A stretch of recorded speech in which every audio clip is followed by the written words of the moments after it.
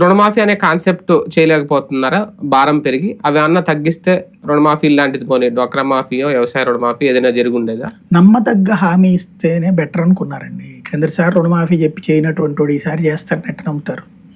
కాబట్టి దాని బదులు మిగతా పథకాలు అయితే నమ్ముతారు కదా. ఎందుకంటే జగన్ చేసి చూపెట్టాడు. జగన్ చేయకపోతే నమ్మరు.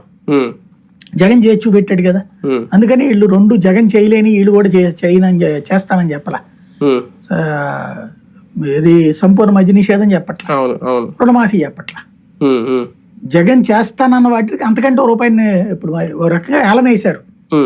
ఆయన రూపాయి ఇస్తానడు కదా, నేను రూపాయి పావులా రాసుకో అని చెప్పారు అనమాట. జగన్మోహన్ రెడ్డి గారి మేనిఫెస్టో కంటిన్యూస్ లో అది లేదా? సంపూర్ణ మద్యపాన నిషేధం అదే నవరత్నాల్లో కామన్ గా ఉంటుంది. లేదుగా, ఈ దఫా పెట్టలేదు కదా. క్రిందసారి పెట్టారు అంటే అన్ని కంటిన్యూ అవుతాయి అంటే అది కూడా కంటిన్యూ మార్చారు కదా. అయ్యి మిగతా పథకాలు చెప్పిన వాటిట్లో ఇది లేదు మద్య నిషేధం ఈ దఫా. ఒక జాబ్ క్యాలెండర్, ఒక మెగా డిఎస్సి, లేదంటే ఒక నిరుద్యోగ వృత్తి, ఈ 3 పాయింట్లు ఆల్రెడీ టీడీపీ తీసేసుకుంది, వాళ్ళ మేనిఫెస్టోలో పెట్టేసింది. ఇవి చేయలేకపోయింది వైసీపీ ఈ 5 ఏళ్లలో. ఇది వీళ్ళ వల్ల సాధ్యం అవుతుందని ఎంతవరకు నమ్ముతారు? వైఎస్ఆర్ కాంగ్రెస్ పార్టీ ముందే నిరుద్యోగ వృత్తి చెప్పలా. అది ఓకే, మిగిలిన ఎందుకు ఉద్యోగాలు ఇవ్వాలి కానీ నిరుద్యోగ వృత్తి ఇవ్వడం ఏంటి? ఇప్పుడు ఆంధ్రప్రదేశ్ లో వీళ్ళు చెయ్యాలా?